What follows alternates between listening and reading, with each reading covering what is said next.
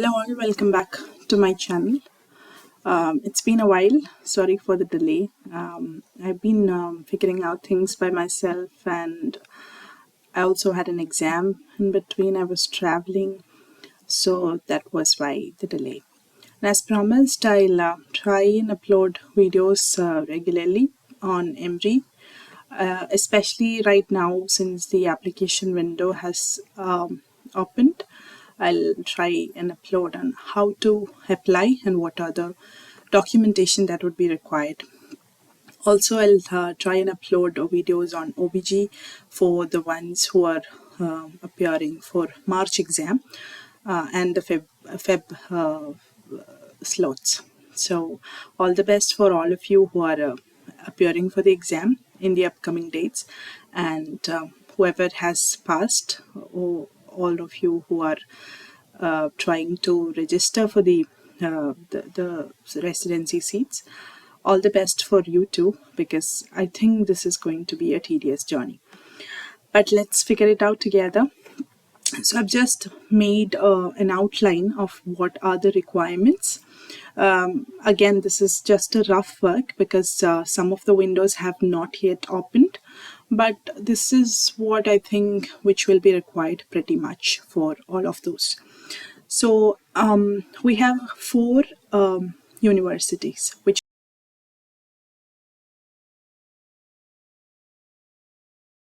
So MBRU is Muhammad bin Rashid University, and the RTP is again of Dubai. So these are like the government and private sectors in Dubai.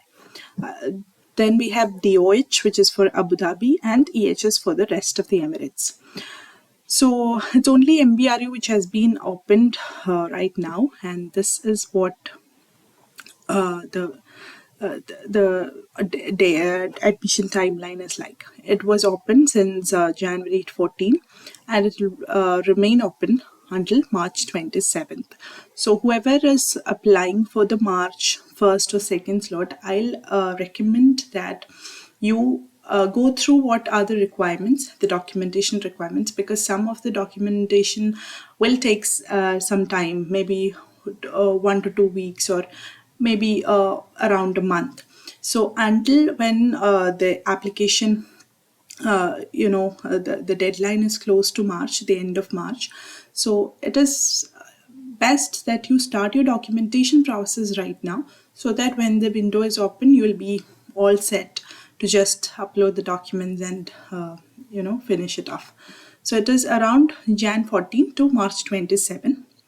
Then multiple mini interviews, which is the next step of your application after your online application, is from April 22nd. Then May 2 to 4, again, April 22nd, you'll have the notification. May 2 to 4, you'll have the multiple mini interviews. Then May 22nd is the notification for specialty interviews, and May 30 to June 1st is your specialty interviews, and June 26th is cross match. June 30, you will have the conditional admission offers, wherein you'll be asked to choose from the various specialties which you have been selected by the authority. So you will be asked to choose which one you want to select.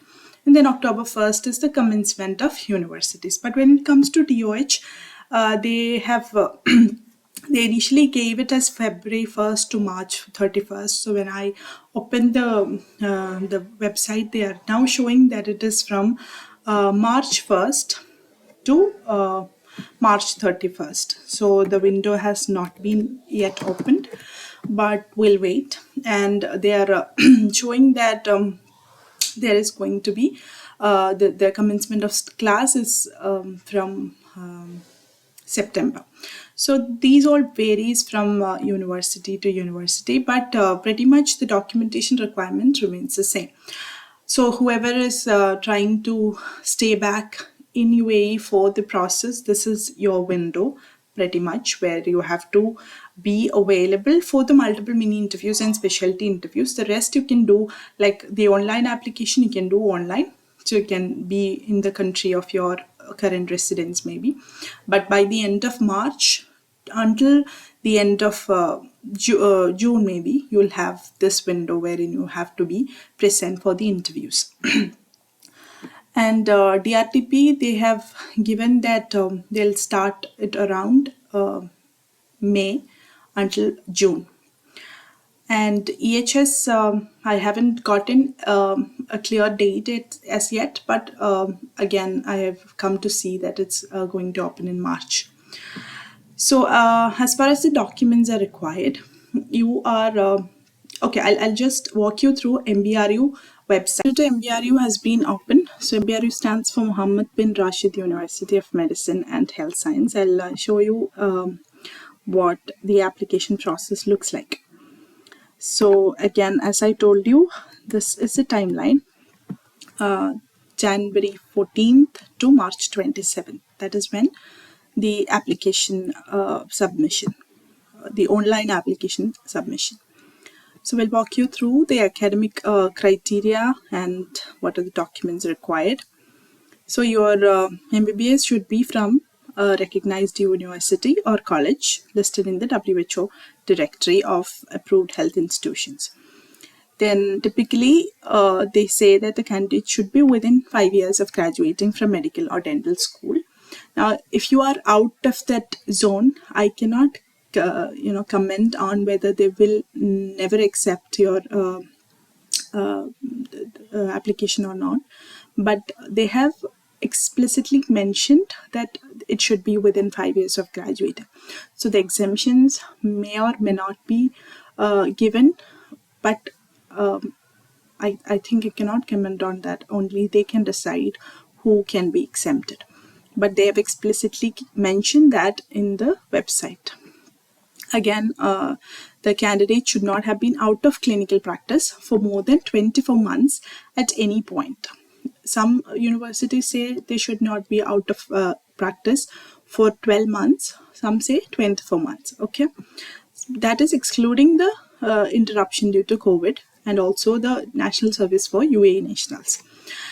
Then our exam, which is Emree exam or Saudi medical licensing exam, is also applicable for application for medical residency in UAE through the MBRU pathway.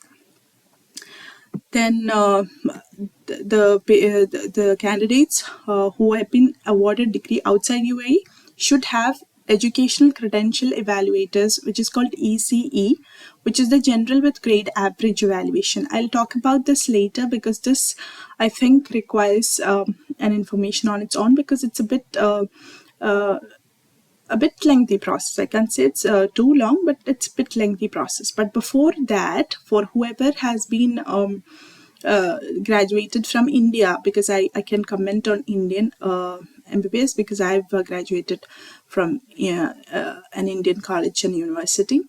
We are not usually given a transcript. We are only given mark list, which includes only the marks obtained in each year. And we have 4 separate papers, one for the first year, second year, and third year, part 1 and part 2. Now, what happens with the transcript is they consolidate this data into a paper which tells the hours that you've been trained in each department and also the marks that you have obtained in each different department and each different subject, and they'll give you a paper. It consists of 3 papers, one telling the number of hours, one telling the marks, and so and so. Now, what you have to do with this transcript is you have to apply for an ECE report. What is ECE report is that it is converting these number of hours and the marks that you've obtained into a GPA as per the US standardization. So you are out of India, they cannot evaluate you based on your syllabus because they don't know how the structure works here. So UAE is asking you to bring out an easy report so that they can compare your GPA with the other person. Otherwise, it will be unfair, right? You're being awarded a different mark and different. You're being trained in a different environment, and you're being evaluated and being compared with the different foreign medical graduates as well as UAE national graduates. So what you have to do is you have to make out a ECA report. So we'll talk about it later, but you will need that for the application. Just make sure that you apply for the transcript beforehand, because transcript will itself take a week or so. So you have to contact your college or university and ask them how do you apply for transcript. It costed me around 800 rupees, Indian rupees, for my transcript.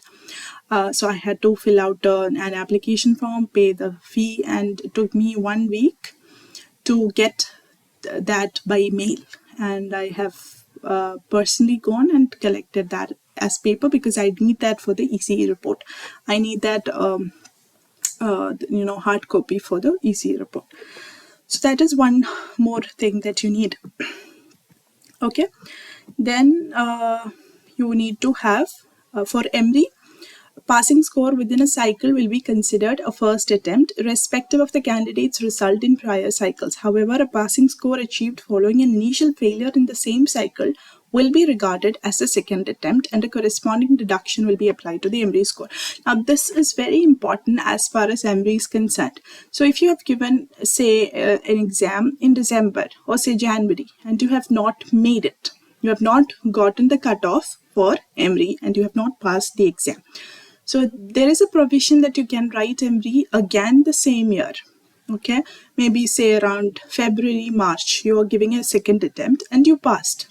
Say you have scored around 90% in that second attempt, but your 90% will not be considered as 90%. They'll calculate both of your scores and will give you a new score based on both of your attempts in the same cycle. Now, this is very important as far as Emree is concerned. But say if you're comparing the residency program like in India, where you have the NEET PG exam, your latest attempt and the latest score will only be considered while applying. But for Emree, when you're giving more than one attempt in the same cycle, all of your attempts will be considered. And even if you passed the first attempt, you cannot, even if you just passed the first attempt, and but you don't have that score to make you stand out, and you are not sure whether you will be getting through the application process, you cannot write the exam again. So that all are very important, and that is what makes it different from other residency pathways. Like, for example, in India, where we have NEET PG and your latest score will be considered. Candidates will join the program as full-time trainees. That is understandable, because even in India, we have the full-time job, right? It's not a part-time thing. Combining more than one postgraduate program will not be permitted. If you're choosing one program, you will be under that program for the stipulated time. Enrollment in the program is subject to successfully completing the Dubai Health Authority licensing process. Now, this doesn't mean you have to pass DHA exam. It doesn't mean that. Once you have Emree, that itself is sufficient. But you will be having a license to work in this country. That is understandable. Even if you are working in India, outside of your medical degree, you will have a license and license number, wherein you apply for the licensing. In my university, it was Kerala State Medical Council. So there is a council separately which will give you your license. Now, if you are converting that and going to another country, you'll have license in that country to practice. Like, for example, in UK, you have PLAB 1 and 2, and then you get the GMC Council register number, just like that. But you don't need exam. Some people get confused with that. Okay, that was the academic criteria. Now, for English, you can have either IELTS or TOEFL or MSAT. You can write any of these. It is not required before Emree, but it is required before your application. So if you're writing an exam right at the end of March, you have to plan when you're going to give your English exam. So if you are sufficiently trained in English language, you have had your undergraduate degree in English, and you know English, how to write, speak, because there are 4 modules in IELTS, where there is speaking, reading, listening, and writing. So all of these modules will be considered, and you need to have an overall score of 6 in that. So that is a pretty much decent score if you know English. And I think if you know, and if you are confident enough, you can give it in a very short interval. Just go through the model exams and things, which will be available even in YouTube as free. Then see whether you can give it in, in a month's time or so. So you need to have the score before applying for the residency. Okay, so that is about IELTS or TOEFL. Some people are asking about the OET exam. I'm not sure about that. This MBRU is saying that they are accepting IELTS and they are accepting TOEFL as well as MSAT. So that is the English criteria. Now for portfolio, I think you need to go through these. This is important because they have in the website, when you are starting the application, they are given different score or points for your portfolio items. Like for example, your research activities are given a score of 6. That means if you don't have anything in research, you are not going to get awarded that 6 points in a portfolio. So that is why this going through this is important, and making sure that you have some time or you can put in some effort to fill in these gaps in the portfolio, so that you're going to stand out in the application process. So they are given examples and what is valid and how you need to produce all those proof for your participation in different activities. So research activities is like writing a proposal, collecting data, analyzing data, writing a manuscript, case study, etc. But when you open the application window, they'll tell you what kind of document need to be uploaded. I'll show that as well. So the validities with activity must be occurred since entering the medical school. That is the validity for all of these activities. It should be after once you have entered the medical college, while you were in your college or out of college, no matter what, but it should be since the day of entering your college. Ensure that the date is indicated on the letter. That is that stays the same for all the portfolio items. Publications, it should be a peer-reviewed journal. It can be the same entry as the research activity. So you're getting points for the research as well as publication in the same thing. Publication, I think it's around 2 or 4 points. So that means you get 10 points just by having a research publication. So research is very important. Abstracts and thesis studies or draft manuscripts are not accepted. They've given that explicitly. Now, presentation at a scientific event like your conference, symposium, workshops, and it should be health related. Attendance certificate and presenting during academic days or grand round at the university will not be considered. Then voluntary social activities like participating in organizing or speaking in community engagement event. It should be supervised by universities, official health associations or government licensed organizations, and it should be aimed at the general public. So they've given detailed manner what they are expecting from you. Maybe you would have done these things while in college or out of college, but you would not have something that can prove that you've been part of this. So you can go out, reach out to them and ask them to, maybe give you a certificate or a paper stating that you've been part of these. Activities conducted at the university for fellow students are not eligible. Volunteering to organize a conference or workshop is also not accepted. Now, skill enhancement courses is wherein you have your BLS, ACLS, POCUS, leadership, quality, etc. But then again, while you open the application window, you see that there are only 2 letters that you can upload, 2 certificates, and each has a score of 2. That means even if you have done multiple courses, that is not going to make you stand out. Suppose you don't have a research, but you have done 10 different courses, but you can only add 2 courses and you will be awarded only 2 points for each. So you are getting 4 points for your courses, but you're losing on all the points on your research. So that is why research is very important. Now, online courses are also accepted. Certificate of completion for entrance exams or preparatory courses are not accepted. Now, academic awards like your Dean List, Best Paper, Best Research, Best Presentation, they should be related to academic and research achievements. You cannot produce photos of physical awards and Again, it should be from the day you enter the college. Extracurricular activities like your clinical attachment, summer placement, teaching, members of councils within the universities, etc. Again, this you can do after your Emree while you apply for clinical attachment programs. So that's about the requirements or what is expected out. Now, as far as the documents are required, you need to have identification document. I think everyone will have this already, like your recent colored photo, your valid passport, Emirates ID, if applicable. That means if you are still not a resident and you are on visiting visa, this is not applicable. Then family book, which is for UAE nationals only, and residency permit, again, if applicable, you are already a resident.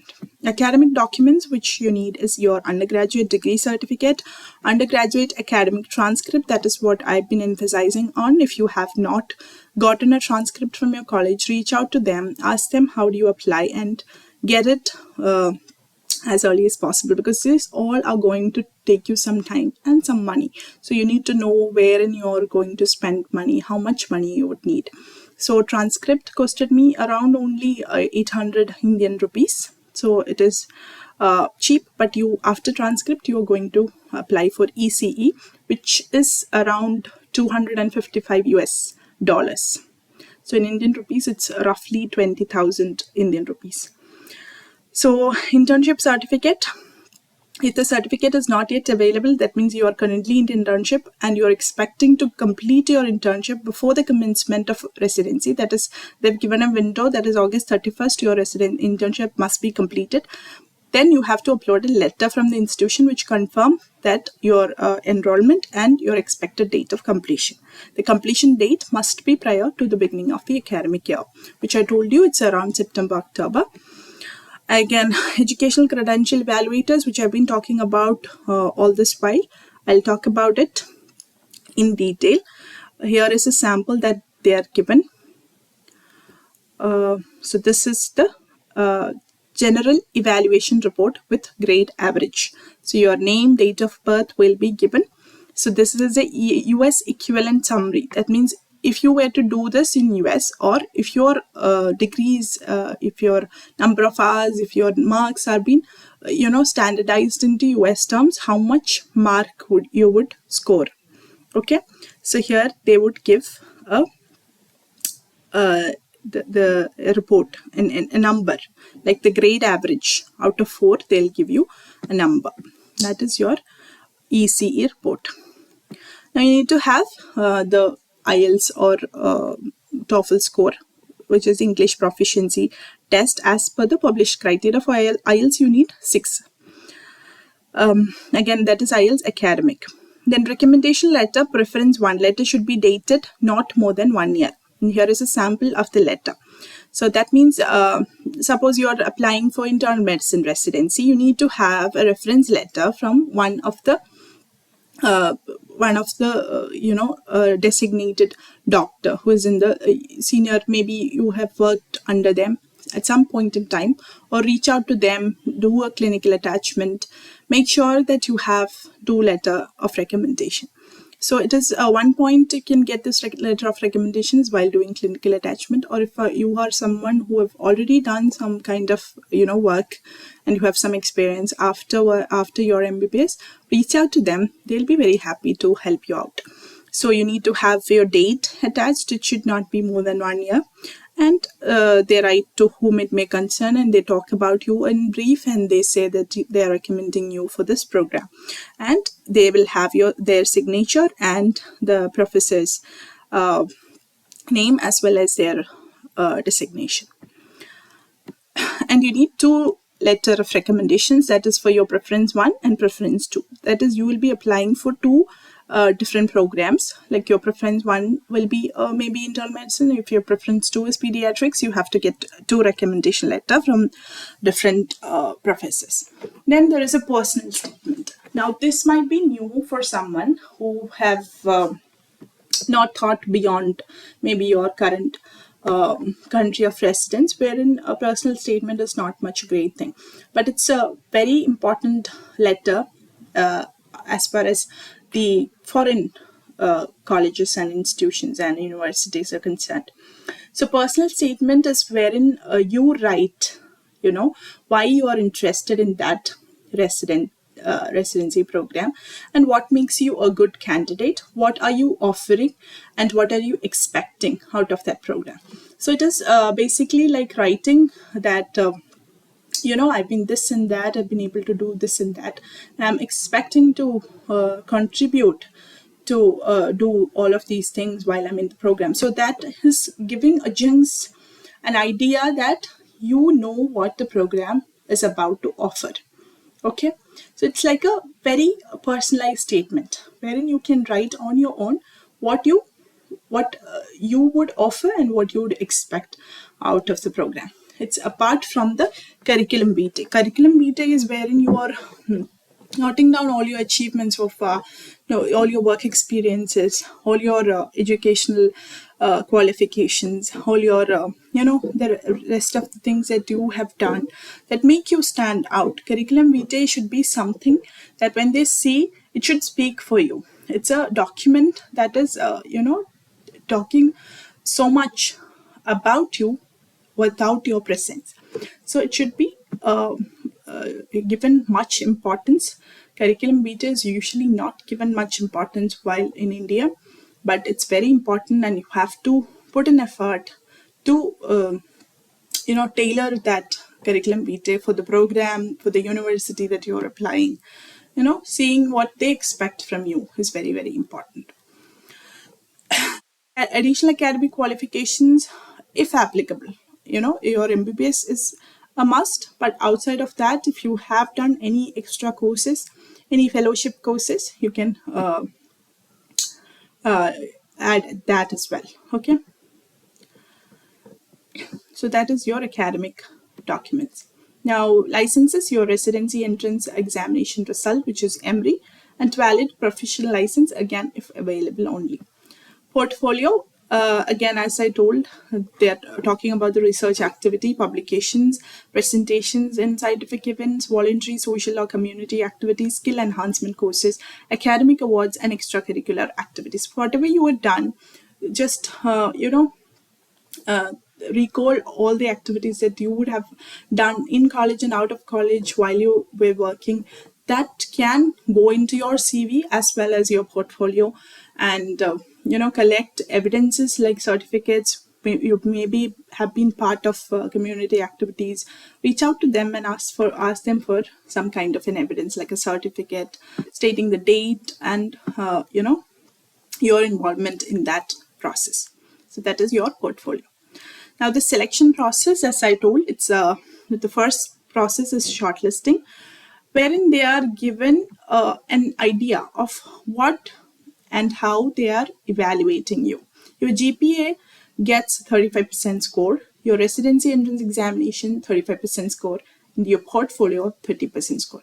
This is where the importance of portfolio comes into action, because only 70% is over once you complete your entrance examination. You cannot go back and change your MBBS score. You cannot go back and change your entrance examination once it's done and dusted. But your portfolio is still in your hands. You have some time and window when you can add more things, maybe do some clinical attachment, ask for letter of recommendation, do take part in research activities, do whatever you can in that time.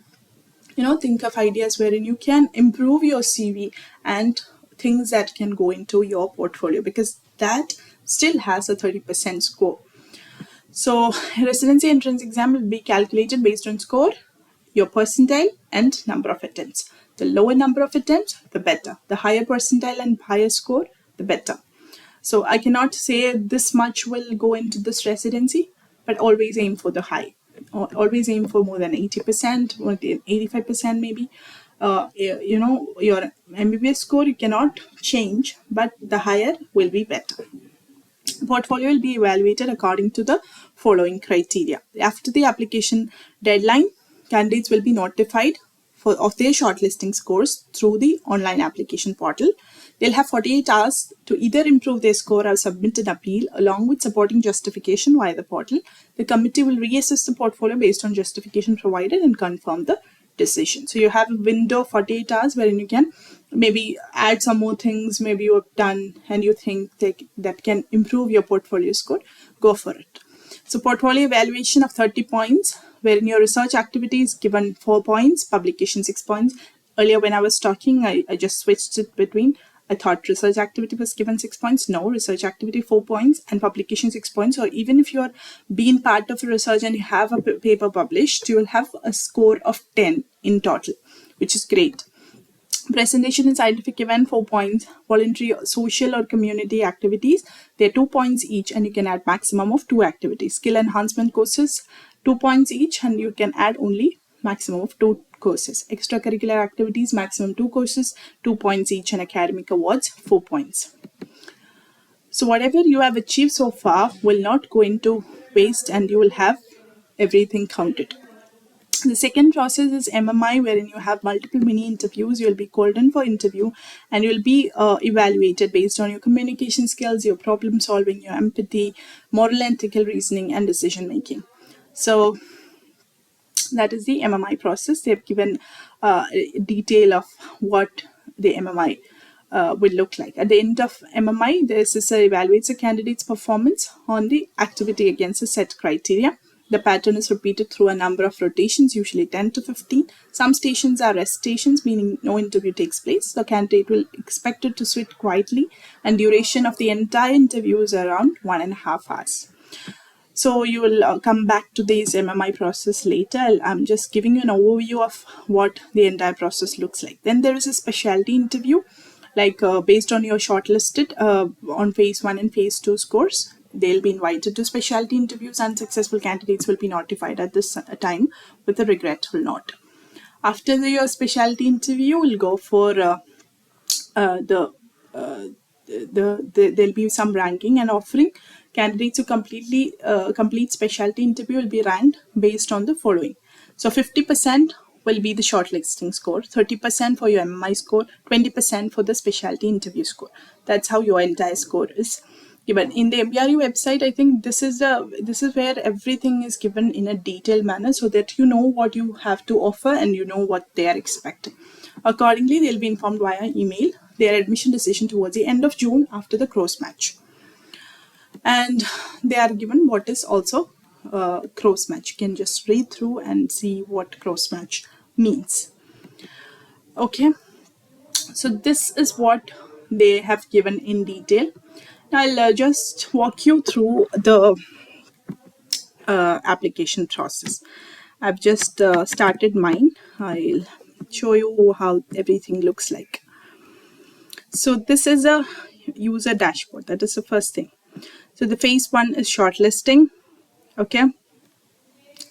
So we are at the stage 1 where we are at the shortlisting. So in the ID information, you have to add in your nationality. Is UAE your mother national? And do you have an Emirates ID? Just answer all these questions. Jot down your date of birth, your now current country of residence. Do you have an Emirates ID? And if you're given current country of residence is United Arab Emirates, they'll ask you to provide Emirates ID number and date of expiry. Now next comes your profile information, wherein you're giving your all details, like you'll add a photo of yours, your first name, middle name, third name, last name. First name and last name are important. Their nationality, country of residence. Again, those questions like is UAE your mother national? Do you have an Emirates ID? Please fill in the details. And your gender, date of birth, pretty much basic information about you. Your mobile number, your email, whether you're married, your country of birth, and is there a sponsorship for your training. For the general information, you've been asked your passport number, your passport country of issue, passport city of issue, passport date of issue, passport date of expiry, city of residence, UAE residency permit ID, and residency place of issue and residency permit date of issue. These are pretty much basic information about you, your guardian, and there is a question list. Have you had any clinical experience in the specialty of your first preference? Then you can add your attachment. Your clinical attachment certificate. Have you obtained any postgraduate, academic, or medical degree, like a diploma, master's, or PhD? If no, you can type in no. Are you employed or currently registered in MBRU residency program? If no, you can type no. Then the profile attachment, you can fill in your passport, your colored copy for Emirates ID, and colored copy of residence visa. Then comes your terms and conditions, wherein you have to read all these things and click on the box and click on save and next. Okay, next comes your academic information, wherein your academic information, you are selecting the country, your degree, your graduation year, and your GPA score. You can type that in percentage or out of a scale of 4 when you have your ECE report ready. Then your internship experience, your English proficiency exam, wherein you add in your IELTS or TOEFL score, and all the documents as PDF, wherein you have to get your graduation certificate, your official academic transcript, your internship certificate, or once you're in the internship, you have to upload your enrollment letter. Then ECE, that is general with grade average, and colored copy of your IELTS or TOEFL, which is your English proficiency exam. Now next comes your residency entrance examination, wherein you are typing the date of your examination, your exam name, which is Emree, which attempt it is, your percentile rank, and your score, and they'll give you a exam shortlisting score. Then you have to also upload the Emree scorecard. Next comes your preferences. So you have to choose 2 preferences. Preference 1 will be your first preference of your residency program. Second will be your second preference. And then you have to upload the recommendation letter, which is the first preference and the second preference. So if you are adding internal medicine as your first preference, your recommendation letter should be from someone whom you have worked under internal medicine department, and recommendation letter 2 for the second preference.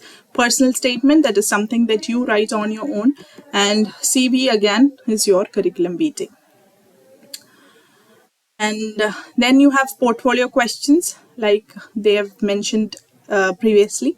Your research activity has 4 points, publication has 6 points, scientific event 4 points, and community outreach programs like voluntary activities 2 points, and that can be 2 different things. And skill enhancement courses 2 points, again 2 courses can be added. Your honorary achievements, like for the academic achievements like best paper, best research, then any extracurricular activities like clinical attachment, summer placement, teaching, all of that, and that again can be 2. So that is what MBRU is asking for. So you now get a detailed idea of what is being expected out of you, what are the documents that you need to require. You are required to make.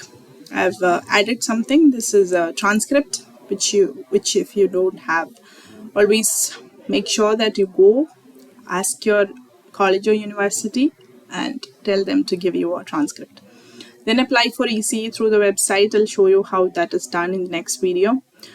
If you haven't done any research, please reach out to someone and do that. And recommendation letters, you have to have your CV, your personal statement. Then there are some certain attestation and things that should be done, which I'll talk about later. There is also something called PSV, which is primary source verification, which is pretty much like the data flow that your graduate certificate, your certificates will be given through the data flow or primary source verification, wherein they are confirming everything is legit and valid and original. Then you have to have your Emree score, your IELTS, and your degree certificate, which must be with you. You have to also have good standing certificate for DOH, which is from your council where you have worked, if you have worked after your MBBS. Then you have to have your MOFA, embassy, MOE for UAE, equivalency, and primary source verification. This is pretty much like the data flow, and I'll talk about this later. So there are certain attestations to be done. There is certain primary source verification to be done, which you can do through a data flow group and or PSV, PSV, which is called the primary source verification. They have certain services, and I've just added the website here so that if you feel you need to check out, you can go and check out. Okay, so that's all for today. We'll talk about the rest of the application for the other universities once they open. But this is pretty much the documentation that is required. If you haven't applied for transcript, apply for it. Go for EC. Think about primary source verification, because this are all going to take you, cost you some money and time. So do it, a bit apart. If you start now, maybe you need to do it now. You can do maybe EC, then next month in the beginning you can go for primary source verification, or you can start it now, because primary source verification again is going to take you time and money. So that's all the best for all of you who are applying for the cycle. Thank you so much.